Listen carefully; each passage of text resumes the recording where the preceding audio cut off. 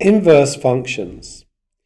An inverse function exists if and only if the function is 1 to 1.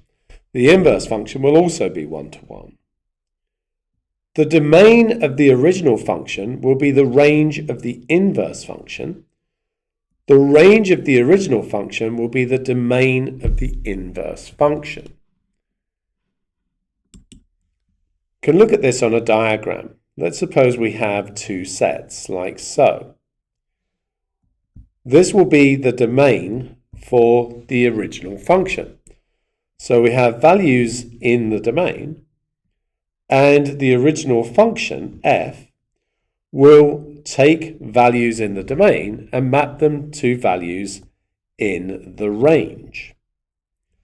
The inverse function is a function that undoes the function.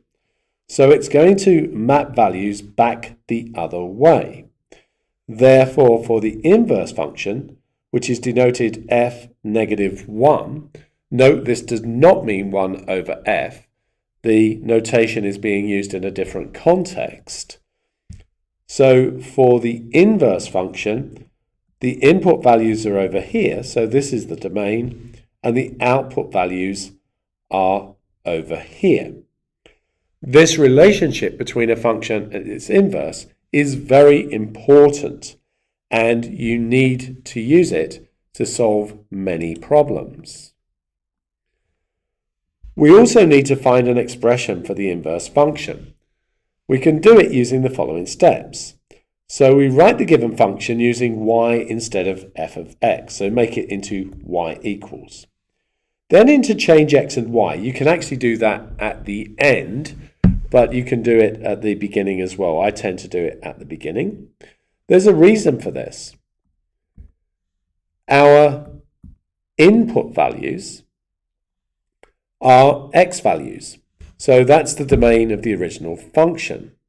And the output is y values.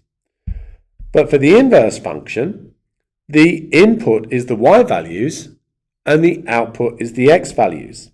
So what we're doing is interchanging the x and y axes. That's the same as reflecting them in y equals x, as we'll see later on. So once we've interchanged y and x, we rearrange to make y the subject of the formula, and then replace the y with f minus 1x. Don't panic. It is easier to see it working in examples.